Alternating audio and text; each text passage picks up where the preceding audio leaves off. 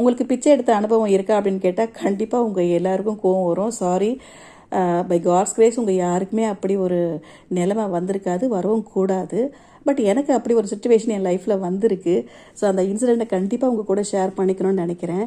ஏன்னா இந்த January month வந்த உடனே எனக்கு அந்த இன்சிடெண்ட் தான் ஞாபகத்துக்கு வருது. இப்போ இந்த யூடியூப்பில் பார்த்தீங்கன்னா நிறைய ஆன்லைன் பிச்சைக்காரங்க இருக்காங்க.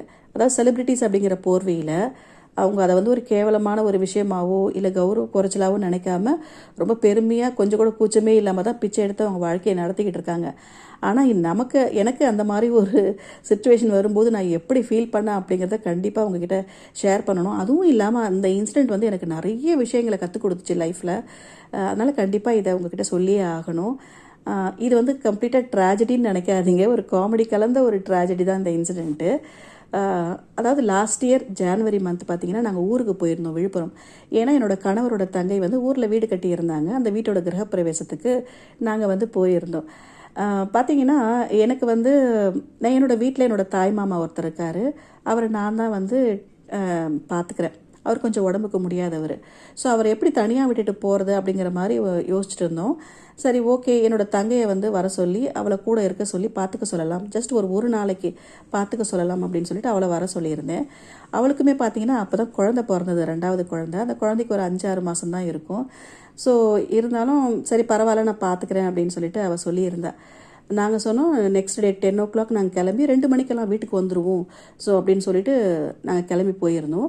ஸோ கொஞ்சம் கூட டிலே பண்ணாமல் கரெக்டாக ஷார்ப்பாக 10 மணிக்கு கிளம்பிக்கிட்டு வீட்டுக்கு வந்துடணும். ஏன்னா குழந்தைய வச்சுட்டு அவள் கஷ்டப்படுவா அப்படிங்கிறதுனால நாங்கள் இந்த மாதிரி பிளான் பண்ணி போயிருந்தோம். பட் அங்கே போனதுக்கப்புறம் என்ன ஆச்சுன்னா 10 மணிக்கு எல்லா ஃபங்க்ஷனும் ஓவர் ஆனதுக்கப்புறமே கூட இப்போ இந்த கிராமத்துலலாம் பார்த்தீங்கன்னா நல்லது கெட்டது எது நடந்தாலும் ஏதாவது ஒரு பிரச்சனை, சொந்தக்காரங்கெல்லாம் ஒன்றா சேர்கிற இடத்துல ஒரு பிரச்சனை கண்டிப்பாக வரும். ஸோ அதே மாதிரி அங்கேயும் வந்து ஒரு பிரச்சனை வந்துச்சு. இவரோட பூர்வீக வீட்டில் அதை பற்றின ஒரு பஞ்சாயத்து வந்து அங்கே இவங்க கூட பிறந்தவங்க கூட எல்லாருக்குமே வந்து ஒரு பஞ்சாயத்து வந்துச்சு. ஸோ எல்லாருமே உட்காந்து இந்த பங்காளிங்கெல்லாம் உட்காந்து அதை பற்றி பேச ஆரம்பித்தாங்க. ஸோ 10 மணிக்கு ஆரம்பித்தவங்க கிட்டத்தட்ட 1 மணி நேரமாக போயிட்டே இருக்குது. எனக்கு ரொம்ப கஷ்டமாயிடுச்சு. ஏன்னா 10 மணிக்கு கிளம்புறோன்னு சொல்லிட்டு இந்த மாதிரி பஞ்சாயத்து போய்கிட்டே இருந்தது. நான் அப்போ என் கணவர்கிட்ட சொன்னேன், சரி நீங்கள் இருந்து முடிச்சுட்டு வாங்க, என்னை மட்டுமாவது பஸ் ஏற்றி விட்டுருங்க, ஏன்னா என் தங்கச்சி வந்து குழந்தைய வச்சுட்டு கஷ்டப்படுவா, நான் பஸ்ஸில் போய்க்கிறேன் அப்படின்னு நான் சொன்னப்போ இல்லை இன்னும் கொஞ்ச நேரத்தில் முடிஞ்சிடும், வெயிட் பண்ணு, நம்ம எல்லாரும் ஒன்றாவே போயிடலாம் அப்படின்னு சொல்லிட்டு அவர் வர்ற மாதிரியே தெரியல. இந்த பிரச்சனையை முடிக்கணும் அப்படின்னு சொல்லிட்டு அவர் உட்காந்துக்கிட்டே இருக்கார். எனக்கு ஒரு கட்டத்தில் வந்து பொறுமையே இல்லை. என் புருஷன் மேலே இருக்கிற கோவத்தில் நான் என்ன பண்ணேன், யார்கிட்டையுமே சொல்லாமல் யாருக்கும் தெரியாமல் அங்கேருந்து கிளம்பி வந்துட்டேன். நான் அங்கே ரூமில் படுத்துட்ருக்கேன் அப்படின்னு சொல்லிட்டு அவங்க நினச்சிட்டு இருந்தாங்க. ஏன்னா அவர் அப்படி தான் சொன்னார், போய் உள்ளே போய் படுத்து ரெஸ்ட் எடு, எல்லாம் முடிச்சுட்டு நான் வந்து கூப்பிடுறேன் அப்படின்னு சொன்னார். பட் நான் அந்த எப்பவுமே கிராமத்து வீட்டுங்களில் வந்து பின்பக்கமும் ஒரு வழி இருக்கும் இல்லையா, ஸோ அந்த பின்பக்க வழியாக நான் வந்துட்டு கிளம்பி வந்துட்டேன். மெயின் ரோடுக்கு நான் வந்து நின்றுட்டேன். அதுக்கப்புறம் என்ன பண்ணுறது எங்கே போகிறதுன்னு எதுவுமே எனக்கு தெரியல. ஏன்னா என் கையில் மொபைலை தவிர வேறு ஒன்றுமே இல்லை. அதுவும் இல்லாமல் என்கிட்ட இந்த ஃபோன்பே ஜிபே அந்த மாதிரி எதுவுமே கிடையாது. ஸோ என்ன பண்ணுறதுன்னு தெரியல. ஏதோ ஒரு தைரியத்தில் நான் வந்து அங்கே நின்றுட்டேன். பட் வந்து அது ஜான்வரி மந்த்து கிளைமேட் ரொம்ப நல்லா இருந்துச்சு. 2 பக்கமும் வயல், கிராமம் வேறு. ஸோ நடந்தே எவ்வளோ தூரம் போக முடியுமோ அவ்வளோ தூரம் போகலான்னு சொல்லிட்டு நடந்து போயிட்டே இருந்தேன். எனக்கு கஷ்டமே தெரியல, ரொம்ப ரம்யமாக இருந்துச்சு அந்த கிளைமேட்டு. நடந்து போயிட்டே இருக்கும்போது நடக்க கொஞ்சம் தூரம் கொஞ்சம் தூரம் போனதுக்கப்புறம் பார்த்திங்கன்னா கொஞ்சம் கடைகள் எல்லாமே தென்பட்டுச்சு. ஒரு நல்ல கொஞ்சம் என்ன சொல்கிறது, ஒரு பஜார் மாதிரி, பஜார்னு சொல்ல முடியாது, அந்த கிராமத்தில் ஒரு 4-5 கடைகள் கண்ணுக்கு தெரிஞ்சுது. அதுலேயும் குறிப்பாக வந்து ஒரு அடகு கடைகள் கண்ணில் பட்டுச்சு. எனக்கு ரொம்ப சந்தோஷமாயிடுச்சு. பரவாயில்ல, ஏன்னா ஃபங்க்ஷனுக்கு போயிட்டு வந்ததுனால நல்லா பட்டு புடவையெல்லாம் கட்டிக்கிட்டு நிறைய நகையெல்லாம் போட்டுட்ருக்கேன் நான். ஸோ கண்டிப்பாக வந்து நம்ம ஒரு ரிங்கை அடகு வச்சு பணம் வாங்கிட்டு நம்ம ஊருக்கு போயிடலாம் அப்படின்னு சொல்லிட்டு நான் அந்த கடைக்கு போனேன். போயிட்டு என்னோடய ரிங்கை வந்து கழட்டி அவங்கக்கிட்ட கொடுத்தேன். இங்கே நான் பண்ண தப்பு என்னென்னா, அந்த இப்போ ஒரு 3 கிராம் ரிங்குன்னா அதோட வேல்யூ பார்த்தீங்கன்னா அந்த டைமில் பார்த்தீங்கன்னா லாஸ்ட் இயர் ஒரு 6500 6400 அந்த ரேஞ்சுக்கு இருந்து நாங்கள் வாங்கும்போது. ஸோ அந்த அளவுக்கு வேல்யூ இருக்கிறதுக்கு கொடுத்துட்டு எப்படியும் பார்த்தீங்கன்னா 20,000க்கு மேலே மதிப்பு இருக்குது அந்த ரிங்குக்கு. நான் அதை கொடுத்துட்டு வந்து 1000 ரூபாய் கொடுங்க அப்படின்னு சொல்லி நான் கேட்டேன். அது கேட்கும்போது அவருக்கு ஒரு சந்தேகம் வந்துச்சா என்னன்னு எனக்கு தெரியாது. அவர் என்ன பண்ணார், அந்த ரிங்கை எடுத்து செக் பண்ண ஆரம்பித்தார். அந்த லென்ஸ் மாதிரிலாம் வச்சுக்கிட்டு ஏதோ வச்சு பார்த்தாரு. பார்த்துட்டு கொஞ்ச நேரத்தில் அதை ஒரு அலட்சியமாக அப்படி தூக்கி இப்படி டேபிள் மேலே போட்டார். எனக்கு ஷாக்கிங்னு சொல்ல முடியாது. ஏன்னா எனக்கு நல்லாவே தெரியும் அது ஒரு 916 கோல்டுங்கிறது எனக்கு நல்லாவே தெரியும். அவர் போட்டுட்டு ஒரு ஒரு வார்த்தை சொன்னார். எனக்கு ரொம்ப ஒரு மாதிரி இருந்துச்சு. என்னென்னா, பித்தளைக்கெல்லாம் பணம் கொடுக்க முடியாது அப்படின்னு சொன்னார். எனக்கு பயங்கரமாக கோபம் வந்துருச்சு. நான் சொன்னேன், நீங்கள் பணம் கொடுக்காட்டியும் பரவாயில்ல, பித்தளைன்னு சொல்லி என்னை அசிங்கப்படுத்தாதீங்க. ஏன்னா இது எங்கே வாங்கினேன், பில்லுலேருந்து எல்லாமே என்கிட்ட இருக்குது. அதனால் நீங்கள் பித்தளைன்னெலாம் சொல்ல வேண்டாம், பணம் கொடுக்க முடியாதுன்னு சொன்னேன். ஏன்னா நான் வெளியூர் ஆள், அதனால் பணம் கொடுக்க முடியாது அப்படின்னு நீங்கள் சொல்லியிருக்கலாம் அப்படின்னு சொல்லிட்டு ரொம்ப கோவமாக வந்துட்டு அதை எடுத்து ரிங் எடுத்து கையில் போட்டுட்டு நான் வந்துட்டேன் கிளம்பி. எனக்கு ஒரு நிமிஷம் ரொம்ப அழுகியாக இருந்துச்சு. ஏன்னா எனக்கு அப்போதைக்கு தெரியல, நான் 1000 ரூபாய் கேட்டதுனால தான் அவர் சந்தேகப்பட்டார் அப்படிங்கிறது எனக்கு அப்போ தெரியல. அதுக்கப்புறம் நான் ரொம்ப கிளம்பி, என்னடா நம்மக்கிட்ட இவ்வளோ நகை இருக்குது, ஆனாலும் இதை வச்சு ஒரு 1000 ரூபாய் கூட நமக்கு கிடைக்க மாட்டேங்குதேன்னு சொல்லிட்டு எனக்கு ரொம்ப வருத்தமாக இருந்துச்சு. அப்படியே நடந்து வரும்போது ஒரு பஸ் ஸ்டாண்ட் பார்த்தேன். போய் அங்கே போய் நின்றுட்டேன். அந்த பஸ் ஸ்டாப்பில் நின்றுட்டு இருக்கும்போது ஒரு பஸ் ஒன்று வந்துச்சு, ஃப்ரீ பஸ்ஸு. இந்த டைமில் தான் நான் நம்ம முதல்வர் ஸ்டாலினை ரொம்ப நன்றியோடு நினச்சி பார்த்தேன். காரணம் என்னென்னா, இந்த மாதிரி கையில் 1 ரூபா கூட இல்லாமல் இருக்கும்போது இது எந்த அளவுக்கு எனக்கு எப்படி இருந்திருக்கும்னு சொல்லி யோசிச்சு பாருங்கள். ஆனால் அது ரொம்ப தூரம்லாம் போக முடியாது. அங்கேருந்து விழுப்புரம் பஸ் ஸ்டாண்டு வரைக்கும் தான், அதாவது மெயின் பஸ் ஸ்டாண்டு இருக்கும் இல்லையா, அங்கே வரைக்கும் தான் போக முடியும். அதுவே எனக்கு பெரிய விஷயமா இருந்துச்சு. சரின்னு சொல்லி அந்த பஸ்ஸில் ஏறி அந்த பஸ் ஸ்டாண்டில் வந்துட்டேன். அங்கே வந்ததுக்கப்புறம் பார்த்திங்கன்னா அது பெரிய பஜார். ஸோ அங்கே பார்த்தீங்கன்னா இந்த பேரை சொல்ல, இப்போ நிறைய இந்த மணப்புரம், முத்தூட் மாதிரி நிறைய ஃபினான்ஸ் கம்பெனிங்க இருக்குது இல்லையா, அதில் ஒரு கம்பெனி நான் பார்த்தேன். ஸோ சின்ன மார்வாடிங்க, அது மார்வாடி கூட கிடையாது, ஏன்னா அந்த கிராமத்தில் தமிழ் ஆளுங்க தான் கடையை வச்சுருந்தாங்க, மார்வாடி இல்லை. ஸோ அந்த மாதிரி சின்ன கடைங்களுக்கு போகாமல் இந்த மாதிரி ஒரு ரெஜிஸ்டர்டு இதில் போயிட்டு நம்ம ஃபினான்ஸ் கம்பெனிகளில் போயிட்டு நம்ம வைக்கிறது நல்லது தானேன்னு சொல்லிட்டு ரொம்ப சந்தோஷமாக நான் ஒரு மாடி மேலே இருந்துச்சு. நான் போயிட்டு அங்கேயும் என்னோடய ரிங்கை கழட்டி கொடுத்தேன். கொடுத்துட்டு சொன்னேன், என் சுச்சுவேஷனை அங்கே தான் நான் சொன்னேன். இந்த மாதிரி ஒரு ஃபங்க்ஷனுக்கு நான் வந்திருந்தேன், ஒரு சின்ன பிரச்சனை ஆகிடுச்சு, நான் வீட்டுக்கு போகணும், என்கிட்ட பணம் இல்லை, அதனால நான் இந்த ரிங்கை கொடுக்குறேன்னு சொல்லி அவர்கிட்ட அந்த சுச்சுவேஷன் சொல்லி பணம் கேட்டேன். அந்த தம்பியும் பார்த்திங்கன்னா ஃபுல்லாக செக் பண்ணிவிட்டு வெயிட்லாம் போட்டுட்டு எல்லாம் கேட்டு முடிச்சுட்டு கடைசியில் அவரோட மேனேஜருக்கு கால் பண்ணார். கால் பண்ணி கேட்டப்போ அவர் சொல்லியிருக்காரு, நீங்கள் ரிஸ்க் எடுக்க வேண்டாம், பணம் கொடுக்க வேண்டாம் அப்படின்னு சொல்லிட்டு அவங்க சொல்லியிருக்காங்க. அதாவது வெளியூர்லேருந்து வர்றவங்களுக்கு பணம் கொடுக்க வேண்டாம் அப்படின்னு அவர் சொல்லியிருக்காரு போல இருக்குது. அந்த பையனுக்கு ரொம்ப கஷ்டமாக போயிடுச்சு. அவர் என்னை பார்த்துட்டு, அக்கா ரொம்ப சாரிக்கா, எங்கள் மேனேஜர் ரிஸ்க் எடுக்க வேண்டாம்னு சொல்கிறாரு, அதுவும் இல்லாமல் நீங்கள் வெளியூர்லேருந்து வந்திருக்கீங்க, சாரிக்கா அப்படின்னு சொல்லிட்டான்.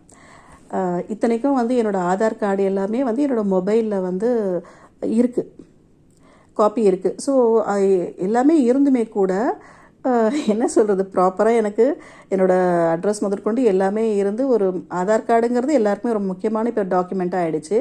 ஆதார் கார்டு இருக்குது, 916 கோல்டு இருக்குது. ஆனால் எனக்கு பணம் கொடுக்க யாரும் தயாராக இல்லை. ஏன்னா என்னோடய தோற்றம் அப்படி இருந்துச்சானு தெரியல. ஏன்னா இவ்வளோ நகை போட்டுட்ருக்காங்க, இவங்க எதுக்கு இந்த மாதிரி ஒரு இடத்துல காசு கேட்குறாங்க அப்படிங்கிற மாதிரி நினச்சாங்களோ, என்ன நினச்சாங்கன்னு எனக்கு தெரியாது. கிட்டத்தட்ட லிட்ரலி எனக்கு அழுகே வந்துருச்சு. கீழே உட்காந்துக்கிட்டு அந்த படியில் உட்காந்துக்கிட்டு அழ ஆரம்பிச்சிட்டேன். எனக்கு என்னடா இது, வீட்டுக்கு போகணும் ஆனால் என்கிட்ட பணம் இல்லையே அப்படின்னு சொல்லி உட்காந்து அழ ஆரம்பிச்சிட்டேன். என்கிட்ட இத்தனை நகை இருக்குது, ஆனாலும் ஒரு வீட்டுக்கு போகிறதுக்கு ஒரு 500 ரூபா கூட என்கிட்ட என்னால் இது பண்ண முடியலன்னு சொல்லிட்டு எனக்கு ரொம்ப கஷ்டமாயிடுச்சு. அந்த டைமில் தான் நான் யோசித்தேன், பிச்சை எடுக்கலாமா அப்படின்னு சொல்லிட்டு. பிச்சை எடுக்கலாம் அப்படின்னா போகிற வரவங்க கிட்ட காசு கேட்கலாமா அப்படின்னு சொல்லி எனக்கு தோணுச்சு. அப்போ நான் என்ன பண்ணேன், யார்கிட்ட கேட்கலாமான்னு தோணுச்சு. பட்டு அங்கே தான் இந்த ஒரு விஷயம் சொல்லுவாங்க, அது எனக்கு ரொம்ப பெருமையாகவே நான் சொல்லிக்குவேன். இந்த மேன்மக்கள் அப்படின்னு சொல்லுவாங்க இல்லையா, இந்த மெடல் சொல்லுது, கேட்டாலும் மேன்மக்கள்னு சொல்லிட்டு பிச்சை எடுத்துகிட்ருக்கு. ஆனால் எனக்கு அந்த நேரத்தில் வாயை விட்டு யாருக்கிட்டேயும் பணம் கொடுங்க அப்படின்னு கேட்குறதுக்கு அவ்வளோ ஒரு கூச்சமாக இருந்தது. வேண்டாம், அதெல்லாம் கேட்கவே கூட. எவ்வளவோ யோசிக்கிறேன். அங்கே இருக்கிற ஒரு டிராஃபிக் போலீஸ்கிட்ட போயிட்டு உதவி கேட்கலாமா, அப்படி கேட்டால் அவர் கண்டிப்பாக என் புருஷனுக்கு ஃபோன் பண்ணி சொல்லிவிடுவாரே, அது அசிங்கமாச்சே அப்படின்னு தோணுச்சு. அதே மாதிரி என் வீட்டில் இருக்கிறவங்களுக்கு ஃபோன் பண்ணி ஏதாவது கேட்டாலும் உதவி கேட்டாலும் வேறு யாருக்காவது பணம் அனுப்ப சொல்லி அப்படி எடுக்கலாமான்னு அப்படி தோணுச்சு. ஆனால் அப்படி கேட்டாலுமே நான் இந்த மாதிரி கோச்சிட்டு வந்துட்டேன் அப்படின்னு சொல்லி என் வீட்டுக்கு தெரிஞ்சால் அது அசிங்கமாயிடுமே அப்படின்னு சொல்லி அதுவும் என்னை தடுக்குது. அதே மாதிரி எல்லாம் முடிஞ்சு என்னோடய ஃப்ரெண்டு ஒருத்திக்கு ஃபோன் பண்ணிவிட்டு யாருக்காவது பணம் அனுப்ப சொல்லலாம், அதாவது பக்கத்தில் இருக்கிற ஒரு கடைகளுக்கு யாருக்காவது அனுப்ப சொல்லலாம் அப்படின்னு நினச்சாலுமே கூட அவள் அந்த நேரம் பார்த்து ஃபோன் எடுக்கவே இல்லை. அவங்க ஆஃபீஸில் ஆடிட்டிங்கிறது அதுக்கப்புறமா தான் எனக்கு தெரிய ஆரம்பிச்சது. ஸோ இந்த மாதிரி எனக்கு எல்லா கதவுமே அடைக்கப்பட்டு ஒன்றுமே இல்லாமல் ஒரு நிராயுதபாணி மாதிரி அழுதுகிட்டே உட்காந்துட்டு இருந்தேன். என்ன பண்ணுறதுனே எனக்கு தெரியல. ஏன்னா என்னால் வாயை விட்டு கேட்டு ஒருத்தவங்க கிட்ட காசு கொடுங்கன்னு கேட்க முடியல. நான் நிறைய டைம் நினைப்பேன், ஒருத்தவங்க கிட்ட வந்து ₹1 கேட்டால் அது அவங்களுக்கு பெரிய லாஸே கிடையாது. இந்த மாதிரி 100 பேர்கிட்ட ₹1 வாங்கினா ₹100 கிடைக்கும்ல. அதனால் பிச்சைக்காரங்களுக்கெல்லாம் நல்ல வருமானம் இருக்கும் அப்படிங்கிற மாதிரி தான் நான் எப்போவுமே நினைப்பேன். ஆனால் எனக்கு அந்த ஒரு சுச்சுவேஷன் வரும்போது என்னால் வாயை திறந்து யார்கிட்டையுமே ₹1 கொடுங்க அப்படின்னு சொல்லி என்னால் கேட்கவே முடியல. எவ்வளோ பேர் போகிறாங்க, அந்த பஜாரில் போகிறாங்க வராங்க. ஆனால் யார்கிட்டையும் என்னால் ₹1 கொடுங்க அப்படின்னு சொல்லி என்னால் கேட்க முடியல. இதில் ரொம்ப ஒரு ட்ராஜடியான விஷயம் என்னென்னா, என்கிட்ட நான் போட்டுட்டு இருந்த நகை எல்லாமே எவ்வளோ லட்சக்கணக்கில் மதிப்பு இருந்தாலும் எனக்கு அதனால் ஒரு ₹200 ஊருக்கு வர்றதுக்கு அந்த நகையை வச்சு என்னால் ஒன்றுமே பண்ண முடியல. ஸோ இது வந்து எனக்கு ஒரு நல்ல ஒரு பாடமாக இருந்துச்சு. நிறைய இந்த மாதிரி அவசரப்பட்டு கோச்சிக்கிட்டு வரக்கூடாது. அதே மாதிரி என்ன சொல்கிறது, இந்த ஆடம்பரமான நகைங்கள்லாம் நமக்கு எப்போவுமே கை கொடுக்காது அப்படிங்கிற ஒரு விஷயமும் எனக்கு அப்போ மனசுக்கு வந்து பட்டுச்சு. அதுக்கப்புறம் வேறு வழி இல்லாமல் என் ஹஸ்பண்ட் இடையில நிறைய முறை எனக்கு கால் பண்ணிக்கிட்டே இருக்கார். விஷயம் தெரிஞ்சு எல்லாருமே என் ஹஸ்பண்டோட தங்கச்சிங்க எல்லாருமே எனக்கு கால் பண்ணிக்கிட்டே இருக்காங்க. நான் எடுக்கவே இல்லை.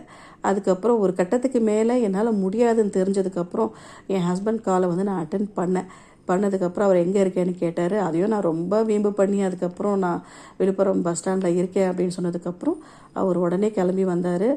அதுவும் நான் காரில் உடனே எல்லாம் ஏறல, அங்கேயும் கொஞ்சம் ரொம்ப சீனெல்லாம் போட்டு எல்லாம் பண்ணி அதுக்கப்புறமா தான் ஏறி வீட்டுக்கு வந்தேன். ஆனால் அதுக்கப்புறமா தான் எனக்கு ரொம்ப நான் எவ்வளோ பெரிய தப்பு பண்ணேன் அப்படிங்கிறது எனக்கு ஃபீல் ஆச்சு. பட் என் ஹஸ்பண்ட்டை சொல்லிட்டேன், வீட்டில் யாருக்கிட்டையும் இந்த இன்சிடெண்ட்டை வந்து சொல்லிடாதீங்க, சொன்னால் எல்லோரும் ரொம்ப தப்பாக நினைப்பாங்க அப்படின்னு சொல்லிட்டு நான் சொல்லலை. பட் ஆனால் ஊரில் வந்து இது ஒரு பெரிய பிரச்சனையை உண்டு பண்ணிடுச்சு. சொல்லாமல் கொல்லாமல் நம்ம கிளம்பி வந்தது வந்து கிராமத்தில், அதாவது ஃபங்க்ஷன் நடந்து என் தங்கச்சி வீட்டில் அவங்க தங்கச்சி வீட்டில் இருக்கிறவங்களுக்கு அது ஒரு கௌரவ குறைச்சலாக இருந்தது. இந்த மாதிரி ஒரு நல்ல காரியம் நடக்கும்போது ஏன்னா நாங்கள் தான் தாய் வீட்டு சீரெல்லாம் நாங்கள் தான் கொண்டு போயிருந்தோம். நானே வந்து இப்படி முடிஞ்சதுக்கப்புறம் சொல்லாமல் கொல்லாமல் கோச்சிக்கிட்டு வந்தது வந்து அவங்கள அசிங்கப்படுத்துகிற மாதிரி ஆகி அதுக்கப்புறம் அது ஒரு பெரிய பஞ்சாயத்து ஆகிடுச்சு. ஸோ இதுதான் என்னோடய பிச்சை எடுத்த அனுபவம். ஆனால் நானும் கடவுள் புண்ணியத்தில் பிச்சை எடுக்கலை, பட் எடுக்கலாமா அப்படிங்கிற ஒரு சுச்சுவேஷனுக்கு நான் தள்ளப்பட்டேன். ஆனால் எனக்கு இப்போவும் ஒரு எண்ணம் இருந்துகிட்டே இருக்குது. அப்படி ஒரு நான் வாயை திறந்து கேட்டு இருந்தால் யாராவது எனக்கு உதவி பண்ணி இருப்பாங்களா அப்படின்னு சொல்லி எனக்கு வந்து அதை நம்ம ட்ரை பண்ணி பார்த்துருக்கலாமோ அப்படின்ற மாதிரி ஒரு எண்ணம் இருக்குது. கண்டிப்பாக இதை நான் வந்து ஒரு சோஷியல் எக்ஸ்பெரிமெண்ட்டாக பண்ணி பார்க்கணும் அப்படிங்கிற ஒரு ஐடியாவும் எனக்கு இருக்குது. அப்படி நான் வாயை திறந்து கேட்டால் எனக்கு யாராவது ஹெல்ப் பண்ணுறாங்களா, மக்கள் வந்து எப்படி ரியாக்ட் பண்ணுறாங்க அந்த சுச்சுவேஷனில் அதாவது மக்கள் எல்லாருக்கிட்டையுமே அந்த ஒரு கருணை இருக்கா அப்படிங்கிறத நம்ம செக் பண்ணி பார்க்கணும். அப்படிங்கிறத அசிங்கத்தெல்லாம் விட்டுட்டு ஒரு நாளைக்கு கண்டிப்பாக இதை வந்து ஒரு சோஷியல் எக்ஸ்பெரிமெண்ட்டாக பண்ணி பார்க்கணும் அப்படிங்கிற ஒரு ஐடியா எனக்கு இருக்குது.